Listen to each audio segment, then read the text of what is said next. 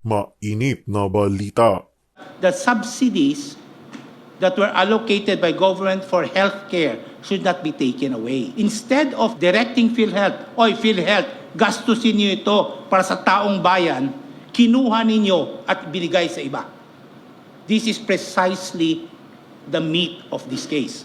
You're getting money from PhiLhealth and telling us that PhiLhealth lacks absorptive capacity. You're just providing an excuse to get this money out of PhiLhealth.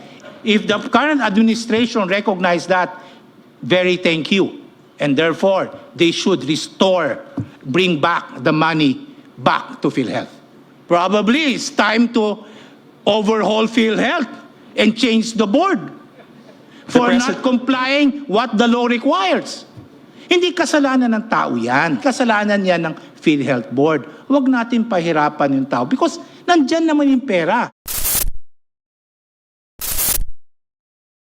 Tuluyan na ngang natumbok ng mga mahuhusay na maestrado ng Korte Suprema ang punot dulo ng problema patungkol pa din sa issue ng pagkuha sa pondo ng PhiLhealth. Sa pang-uusig ni Honorable Justice Ko ay hindi na nga umubra ang mga pasakalye ng Department of Finance at PhiLhealth. Kaya ganyang sinabi ng maestrado na bagkus may problema sa ahensya ng PhiLhealth dahil nga hindi nito ginamit ang nasabing pondo na para sana mas mapalawak pa ang kanilang serbisyo ay hindi tama na kunin ang nasabing pera mula sa ahensya pang gamitin ng gobyerno sa ibang mga bagay. Basag din ang palusot ng DOF nang mabanggit nito na kaya hindi nga raw nabibigay ng PhiLhealth ang kanilang mga binipisyo ay dahil di umano sa ilang mga kadahilanan na hindi nga sinang-ayunan ni Justice Ko. Ayon pa sa kanya, ang mga problemang sinabi ng DOF patungkol sa PhiLhealth ay kaya ng ayusin ng gobyerno at tila ginagamit lamang nila itong palusot para kunin at pakialaman ang nasabing pondo. Diretsahan ding sinabi ni Justice Ko na panahon na din siguro para palitan ang PhiLhealth Board dahil nga sa paglabag sa batas matapos mapag-alaman ng maestrado na hindi pala nasusunod ng ahensya ang itinatadhana ng batas tuwing ginagawa nila ang kanilang budget request para maisama sa taunang General Appropriations Act dahil nga raw sa mga administratibong problema ng ahensya. Dagdag din ni Justice Ko ay nararapat lamang na maibalik na ang natitirang 60 bilyong pera na kinuha ng gobyerno mula sa PhiLhealth kung talagang alam nito ang pagkakamali ng ahensya upang maiwas to. Can anybody answer questions on PhiLhealth, please?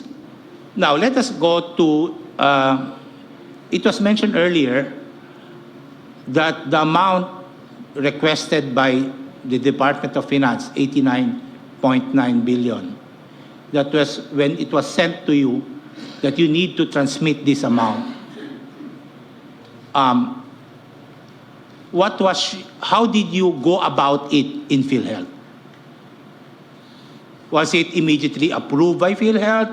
Did you have a discussion? What I mean is, under the GAA, it speaks of a reserve fund, right?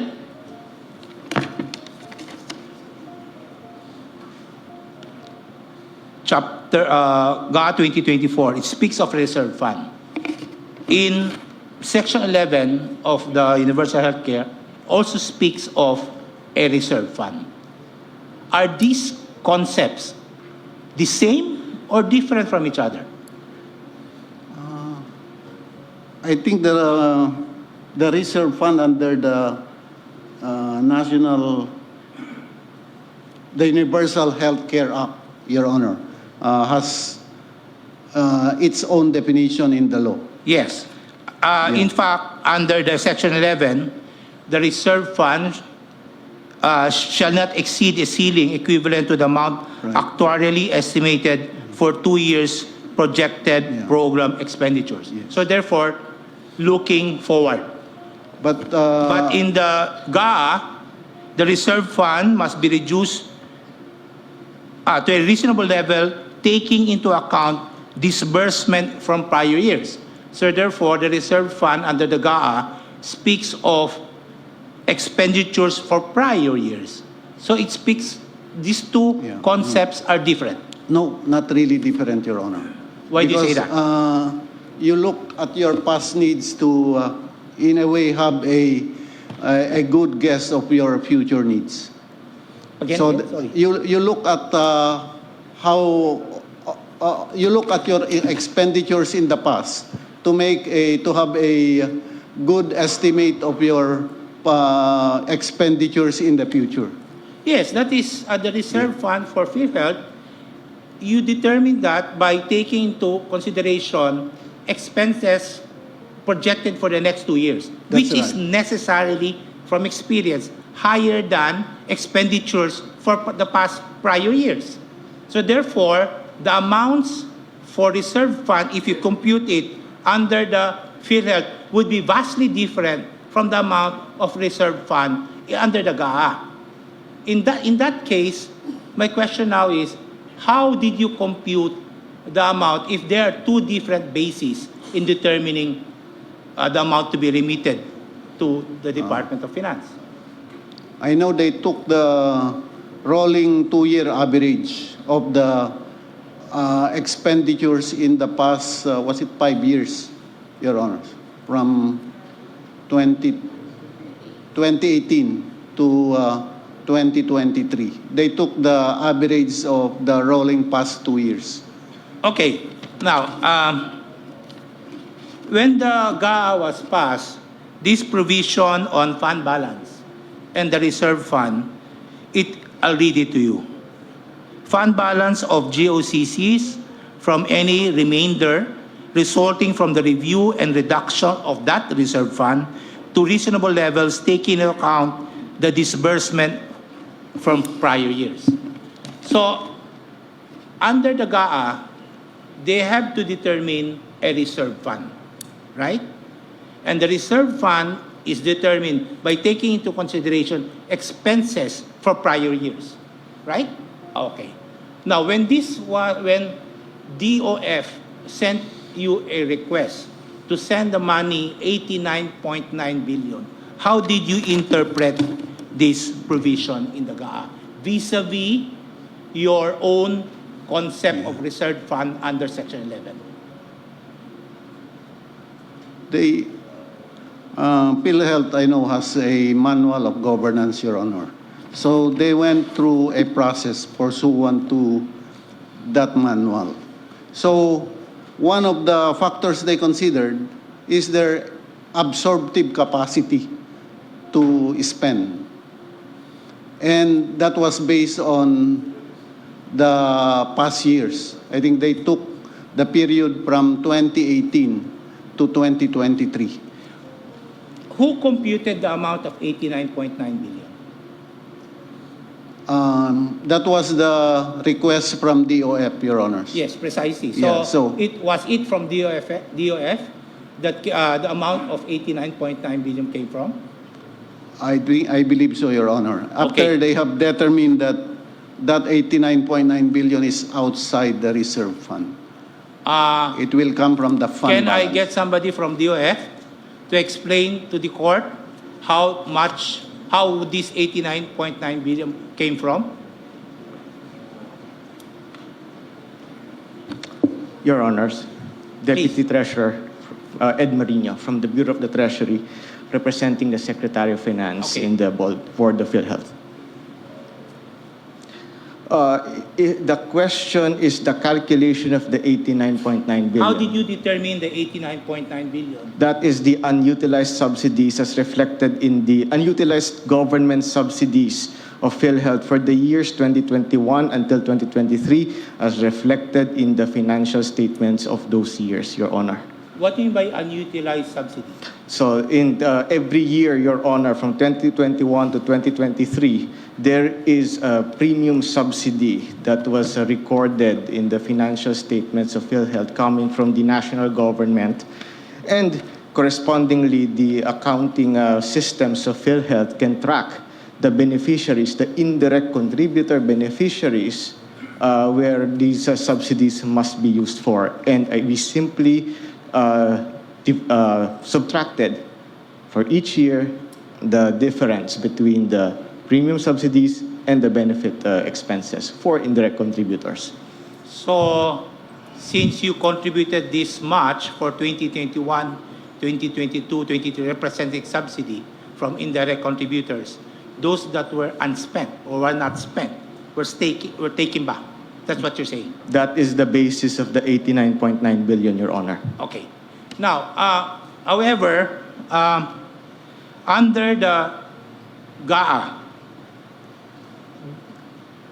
this 89.9 billion, you will definitely tell me that this is part of the fund balance. Yes, Your Honor. The 89.9 billion is part of the balance, which is on top of the reserves, the reasonable reserves, Your Honor. Yes. But under the circular, Department Circular 003/2024, there were guidelines that were provided for determining fund balance. Yes, Your Honor. Can you tell me where in these guidelines or what were the basis? Because in determining fund balance, it said here in 4.3, the reasonable level of reserve fund shall be computed by the DOF on a case-by-case basis, considering the following factors. It enumerated the factors, and I presume you know these factors. Now, you mentioned to me earlier that the amount 89.9 billion represents the balance of the subsidy. Where in these guidelines or basis was the basis for taking up 89.9 representing this unspent subsidy?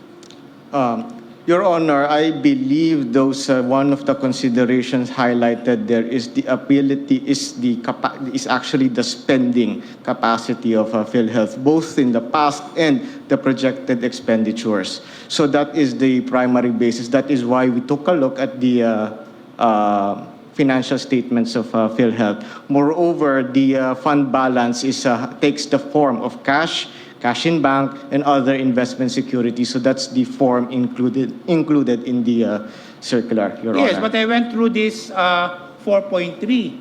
I do not see the basis for taking the subsidy, the unspent subsidy, as the 89.9 billion. Do you have a copy of Department Circular? Your Honor, if I may just get a copy.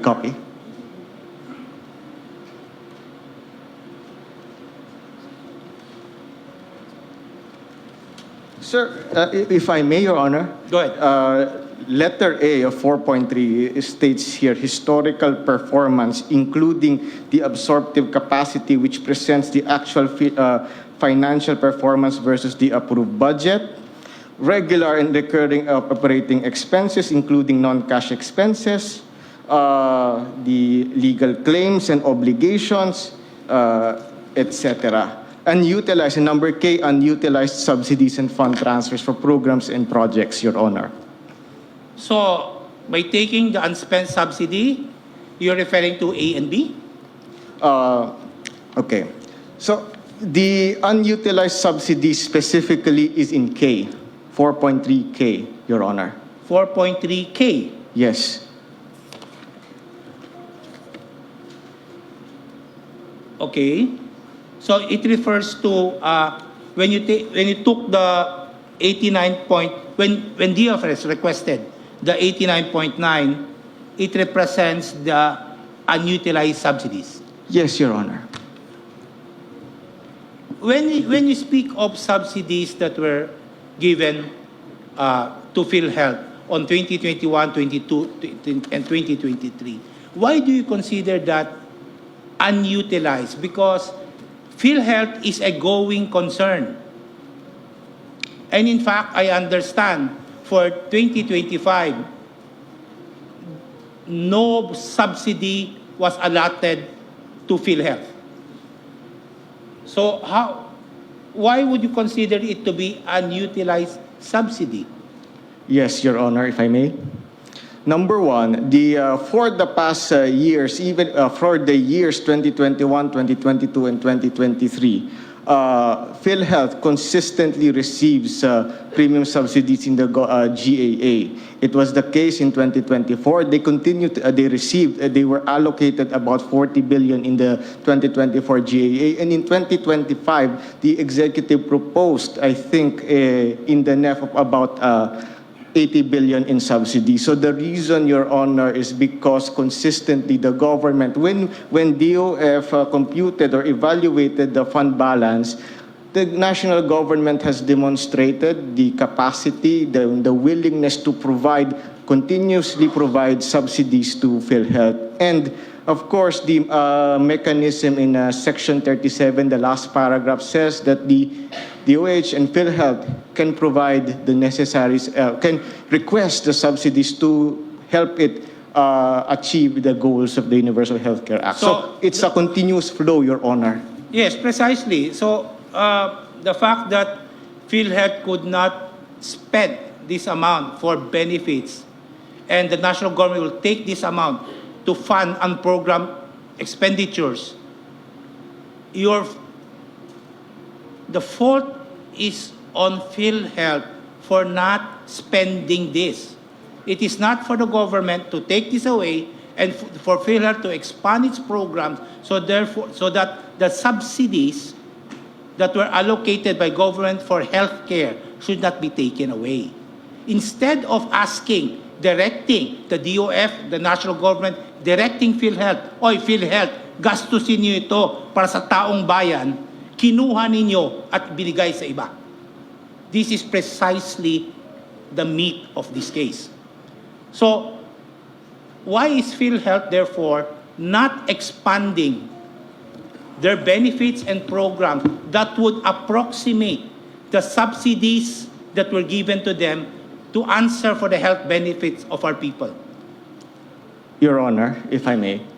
So this is, of course, based on the discussions with management and my experience in the deliberation of the board. But fundamentally, PhilHealth faces structural absorptive capacity issue. What does that mean? The benefits, expansion of benefits is only one part of the equation. To accomplish the objectives of the Universal Healthcare Act, we need the national government also needs to address what we term as the supply side constraints, supply side issues. So ano po ba ito, Your Honor? So number one, the insufficiency of the compensation for our healthcare workers or healthcare professionals. Number two, hospitals, healthcare facilities. Even if there is even if benefit expansions occur, if there is no hospital within the vicinity of a specific beneficiary, particularly an indigent beneficiary, then they will not be able to avail of these expanded benefits. So there needs to be the supply side constraints. And of course, in addition to the direct health, supply side health constraints, so yung hospitals po, yung medical equipment, and of course the personnel, the health care workers, you also have the WHO also has this term called the social determinants of health. So those are the other things. Those are the other things that help improve health outcomes. So what are these? These things that you mentioned, absorptive capacity, the supply side issues, this can also be addressed by government. You're getting money from PhilHealth and telling us that PhilHealth lacks absorptive capacity. But the reason why it lacks absorptive capacity because it doesn't get full support from government, not only addressing expanding benefit, but also supply side requirements. So you're just providing an excuse to get this money out of PhilHealth. No, when you speak of limitations in hospitals, I mean, you can inquire from our people, repeated complaints that they cannot even get PhilHealth benefits. And if they get PhilHealth benefits, it's so low that it cannot even cover substantially the amount expenses or medical expenses. So people will not understand the issue of absorptive capacity or supply side demand or requirements. So on the issue of why do you need to take this amount if the blame should be on PhilHealth because it could not provide for these benefits? Your Honor, if I may. So after the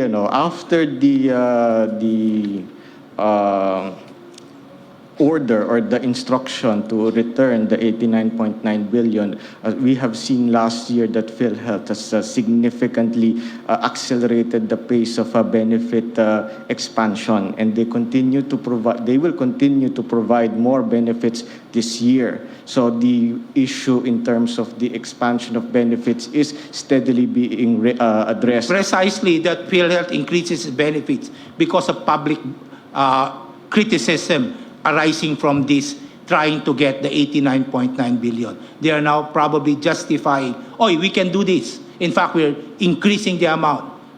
Without public backlash, probably, I don't know if PhiLhealth will increase its benefits.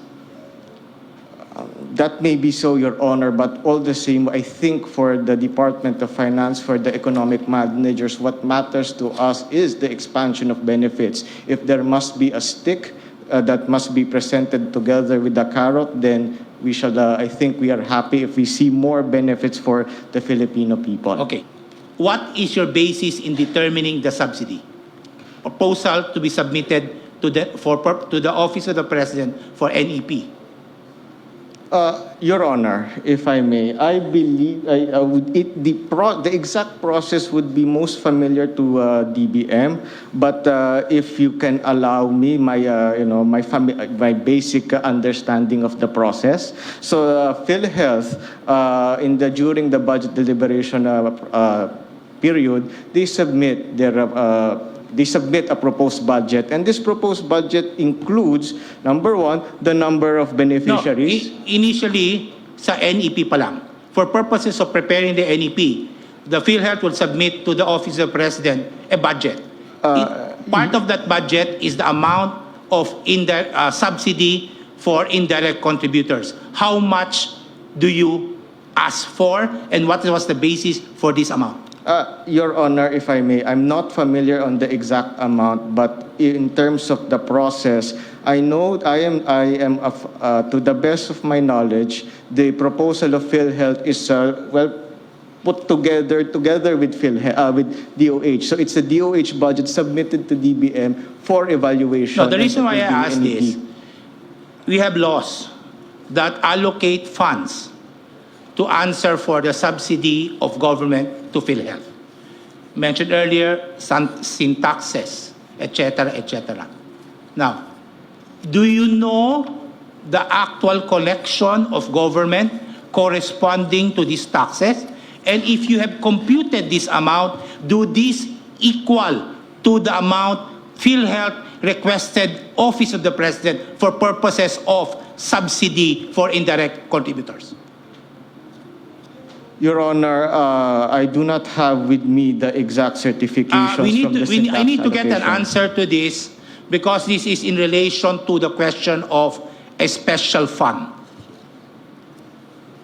Yung collection ng gobyerno sa mga taxes, PAGCOR, etc., for the year, ito rin ba ang hiningi ng PhiLhealth sa Office ng President para doon sa subsidy ng indirect contributors? For me, it should be the same amount.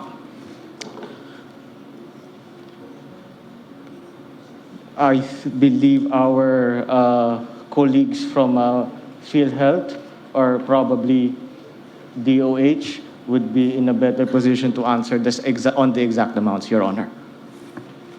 So therefore, when you come up with your budget request for the subsidy, you don't actually consider the taxes being collected that Congress passed for purposes of subsidy for indirect contributors. That is correct, Your Honor. The budget is computed based on the need. So they're not following the law? You're not observing what the law requires? Your Honor, budget principles require that it's needs-based. If we will follow it based on the projected fund ceiling or availability, it might not match certain needs. Yes, I agree. It's based on needs.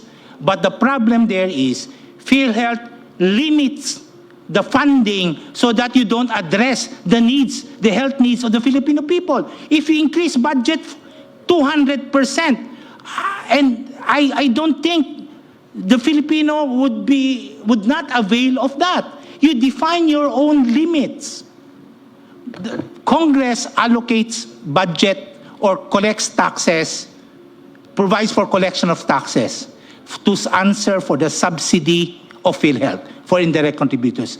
Now, when you request money for subsidy, ang ibig mong sabihin, hindi mo papakailam yun? Hindi mo naiintindihin yun? Gagawa ka ng sarili mong formula because you have limited understanding there's a limited need of our people for health.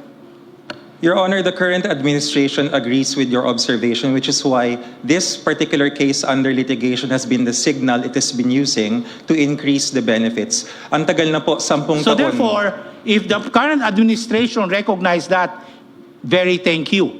And therefore, they should bring back the money back to PhiLhealth.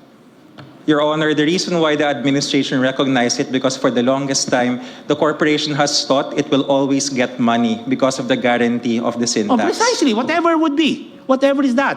As long as the government recognizes now, it is now incumbent on the part of the government to return the 60 billion that was transmitted already because it recognized now. Hindi lang na-recognize probably before, ngayon na-recognize na. So therefore, when you recognize it, you should return it. What do you think? Your Honor, if it pleases the court, Section 58, the sovereign guarantee, even without this maneuver of the 89.9, government can and always will increase the benefits. But the signal, Your Honor, if it pleases the court, that this litigation gave is a strong signal for it to do so. So the court, the people, should now be satisfied by a strong signal from the administration. When you prepare this budget of yours for subsidy, why did you not consider the collection made by government, by BIR, on the sin taxes? What was the reason behind that? Your Honor, mathematically, it's the premium rate. The way that the premium rate is determined, unfortunately, is not actuarially fair. It is not based on the spread of benefits that is due the Filipino people. Kulang po talaga yung binabayad ng PhilHealth. 10% lamang po in 2024. Kaya dapat po talaga taasan. And mathematically, the only way to do this is to increase the benefit packages, which we are doing now. But the government collected taxes already, representing supposedly the subsidy. Why would government not transmit everything to PhilHealth as originally intended? That is correct, Your Honor. Unfortunately, the receptacle to which this money can be transmitted cannot handle the amount of money because it's too small.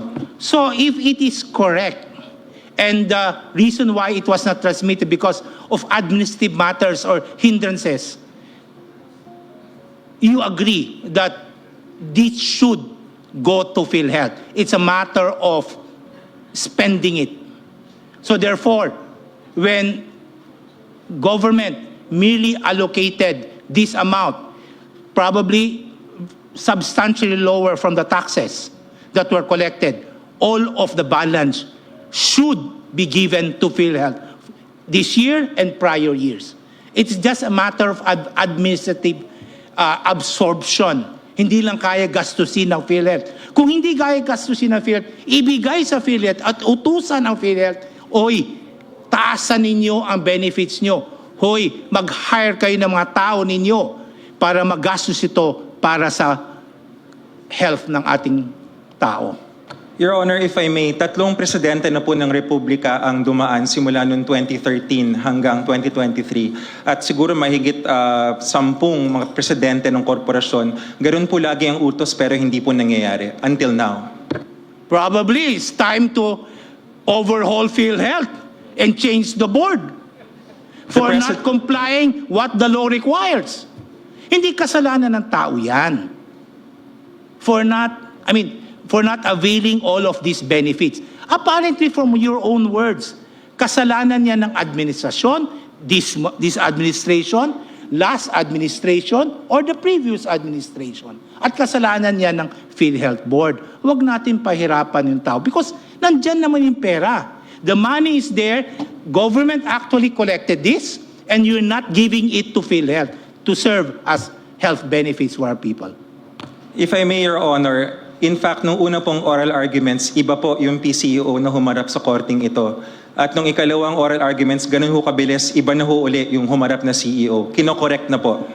Okay, so that's maybe a good point from PhilHealth, but we cannot close our eyes for the past years na hindi nabigay in benefits. So in that case, maybe PhiLhealth can already request the President to return the money, the 60 billion that were transmitted to PhiLhealth, to the government for anchor program funds.